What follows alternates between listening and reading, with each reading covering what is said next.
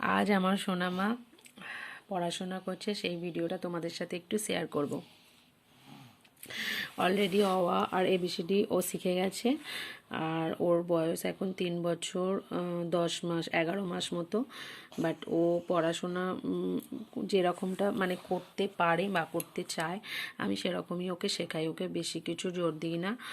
আর ও তোমার এখন অঙ্গনারী স্কুলে যায়, ওখানে তো এখন সেইভাবে ওদের পড়াশোনা করায়ও না, যা মানে যাওয়াটা আসাটা বন্ধুদের সাথে মেশাটা এটাই শেখে।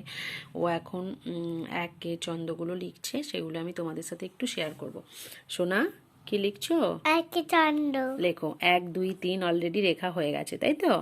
4টা লেখো, 4টা, এই যে 4টা লেখো। ও একে চন্দ্রগুলো এখনো খুব একটা মানে ঠিক করে লিখতে শেখেনি। যেরকম 5টা লেখো, যেরকম শিখেছে। এই একদিন ভালো করে মানে একটু লিখেছিল, 2 দিন আজকে লিখছে। 5টা বলছে পারি না। 6টা লেখো, 6টা হর্ষৌয়ের মতো। হ্যাঁ, 6টা লেখো, হর্ষৌ যেমন লেখো। হ্যাঁ, 7টা লেখো, 7টা লেখো, 7টা। গোল পাকাও। প্রথমে একটা গোল, ওরকম নয়, প্রথমে এরকম গোল করো, পারি। ঠিক আছে, 8টা লেখো। কমপ্লিট করো। তো রাইতে নি হ্যাঁ, টিকে গুলতি এরকম করে করো।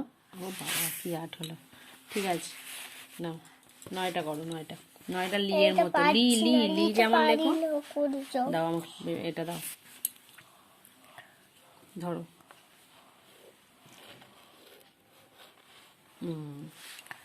10টা লেখো। দরতে পারি না।